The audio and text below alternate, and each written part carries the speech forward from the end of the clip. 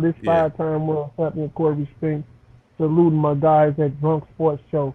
You know what I'm saying? These guys are stand-up guys, give good interviews, and they always have a, a good friendship in my book.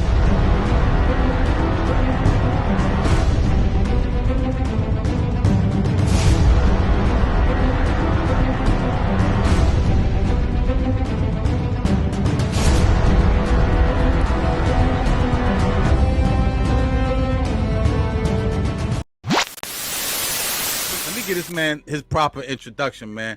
We got two division, five-time champion, undisputed welterweight in the three belt era, one of the last undisputed welterweight champs right before Terrence Crawford did it. Legendary southpaw slick boxer from a legendary royal family of boxing. We got the one and only Cory Spinks. What's up, my brother? How you feeling?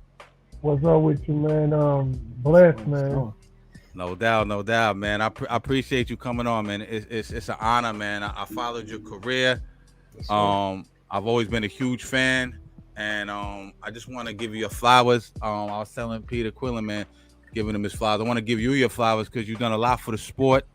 You're an ambassador of the sport.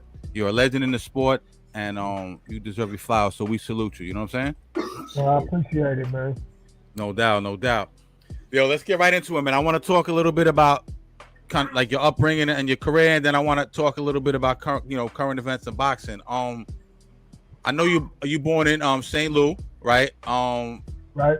I know I heard you say before many times you grew up poor, even though your father was a legendary boxer, but I heard he wasn't around till he was around the age of 13. Talk about growing up without a dad, in the perils of poverty, and what that took and how you overcame that. Oh man, I had a few good people around me as far as like my first coach, Charles Ham, who mentored me as a young kid. Always tried to keep me doing something positive. And staying, trying to stay out the streets, but was always in them. But just the blessings of God that I made it out of it, man. It was tough, and just staying grounded and staying what I was good at, and it finally took place and got me out of there, man. Absolutely. How'd you get into boxing? Obviously, your father and your uncle, legendary fighters. But like Well, I my said, they wasn't around. How did you get into boxing? well, my older brothers was Mm-hmm. boxing Mm-hmm. before me, but as a baby, they used to take me to the gym at times, around my mentor, our head coach, rest in peace, Charles Ham.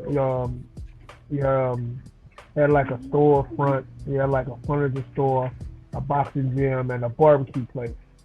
And he used to just have all the neighborhood kids come to his gym, and he didn't charge us. Took care of all of our fees when it came to boxing, and just was a good man. But as me, growing up around the boxing gym, I knowing who my dad was and everything, I was stayed up under mommy. But my brothers just was boxing. I was going to the gym all the time, and it just became a gift. I didn't growing up around it. I didn't have to learn how to box. Mm-hmm. Already when it was time for me to put on the gloves, I already knew how to move my head, keep my hands up, basic jab, and all that. I started boxing. My first fight was actually at the age of 8 years old. Wow. I already knew how to, handle myself, and as I grew, my skills got better and better. So, Absolutely, absolutely.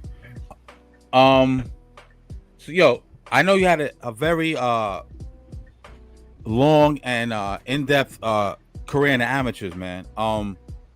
Did that help you prepare for the pros? oh, And who are some of the notable guys you might have came up with in the amateurs at around that time? well, came up with like Jermaine Taylor. Who else? Ricardo Williams. Mm. You had Rashid was young, was a little bitty boy though. You had Fernando Vargas. Mm. You had you had some you had all the guys in their little area. Floyd was from Michigan. Mm-hmm. Who else? There was that whole like Olympic team. You know, Yeah, yeah. we all used to see each other at the nationals.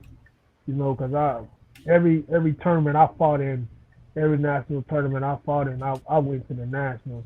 And Jermaine Taylor used to be on our team because Wow. for the regionals, you know, Arkansas had to come to St. Louis. Yeah. At We are all, at 47? What were you guys at that time? no, I was like about 100 pounds. Oh I shit. think he was fighting heavier. He was Oh, fighting okay. heavier, and but what this was like every year though. This was like Yeah. every year. They always came to St. Louis and we all fought in the regionals. We fought against Arkansas every regionals, and then we who all went out. We'll form a team and we'll go to like the Junior Olympics and all that. You know, so I've been with Jermaine and all those guys. You know, that's what people don't know. We start building and making relationships in amateurs because we go to the nationals. We always around these guys, Right. so we already know some of the people that you know that's supposed to become superstars Mm-hmm. in the amateurs. Right.